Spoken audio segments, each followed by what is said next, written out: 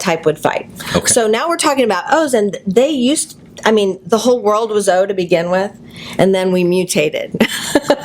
and O's, if you think of an O, you think of like a hunter-gatherer, somebody. I always think my friends who have O are all marathoners, and they always want me to come out, and endurance. They have endurance, and they want me to go bicycling for 30 miles, and I'm like, I'm a 2-mile bicycler. Because I have Max a out whole your benefit after 2 miles. After two miles.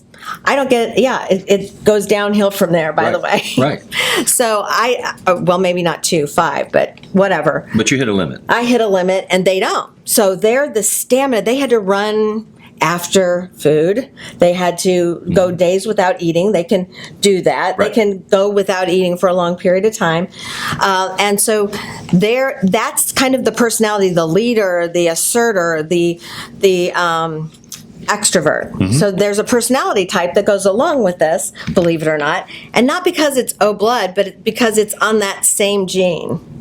It's on that same locus, what they call the area of the chromosome. And I don't remember if it was your conversation or the book that we read it in, but you said that type A and type B blood types are more negatively impacted by cancer and viruses than type O blood types. Not that an O can't have those things. Type A is more commonly attacked by cancers and by bacteria because cancer and bacteria both have a protein that looks like A. Yes. And so the body says, come on in. Yeah. So the body doesn't always fight it. Yeah. That isn't universal, but it's common, more common in A's and in B's like me. So we have AB, we don't have C. So I have a problem with viruses supposedly. So my body looks at viruses and it has a B antigen or a B protein and it says, come on in. And it's hard to get rid of them for Okay, bees. and brings us back to the point to remind that we're talking about aggregate statistical numbers. We're not talking about individual risk. That's where some of these tests and some conversations with your doctor and looking at your own medical history can give you an edge. But there are some global things that we know about type O's. And in regard to that, there are some global diet suggestions that may improve your immunity, your avoidance of certain infections or illnesses, or that if you don't follow them can increase the risk that you're going to have something bad happen to you.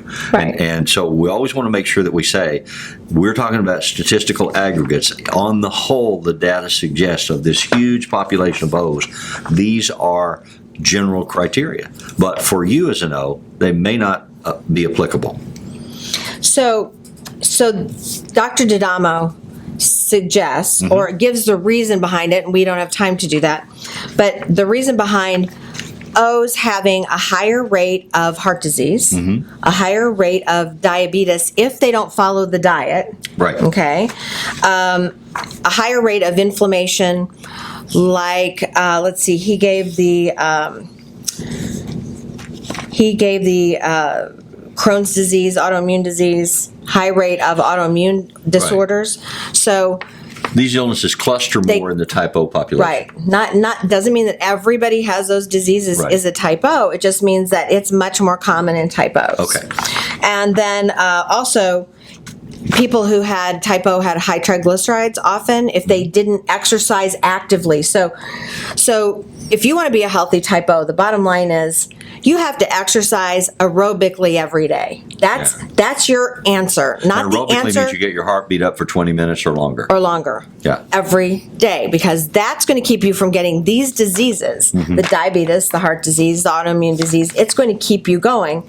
But the additional part is you have to eat a certain diet. Well, yeah, it's going to keep you from getting these diseases if you also eat properly. Right. You can't go home and eat ice cream Mars every bars day. all day. Yeah.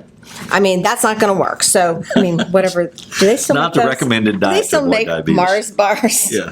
So, they also mentioned one other thing that O's have, because of a neurotransmitter that they have a problem with.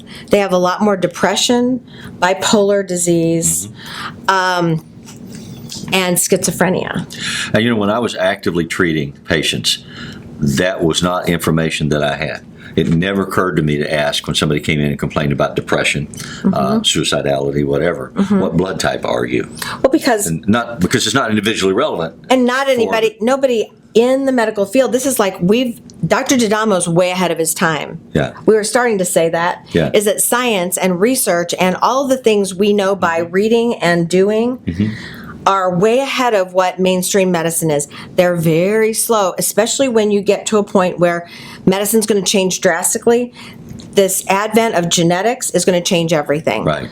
And so we're at the edge of a cliff. For most doctors, that's retraining and relearning, and that's scary. And so they're like, no, we're not doing that. We're not thinking, we're not going to la la la, you know? Right. So they have a problem like anybody would when this new information comes to them and they know they're going to have to change everything they do. Yeah. So we're at that landmark time. Turning point. And some of us have jumped over. Well, and we're really And lucky had a to be in St. parachute. Louis because Washington University has the biggest database of complete genotypes in the world. That's right. And they're really accumulating more and more and more. And again, the advantage of having that information when you have a massive database is you can run statistical analyses. And you can find out when this age group of this racial group of this religious group living in Tennessee, what are they likely to encounter? Well, Dr. D'Adamo has a large group of Yes. genetic From his testing research from and his his father's, research. right. As long as they would put that together with WashU, Yeah. that would help us. Yeah. But so let's get to the diet. Yeah, let's talk because about the that's diets. really what Dr. D'Adamo wants to talk about. It's interesting. My husband's an A, I'm a B, my daughter's an O. There's not much we could all eat. I mean, if you sit down at dinner, it's going to be like short order cooking to make us all eat. Right. And we don't even exercise the same. Right. I can't teach my daughter what I do because won't what I work do for her. isn't going to work for her because she's an O. And that's kind of played out. Yeah. So Which you didn't know. You saw it playing out and you fought it. Or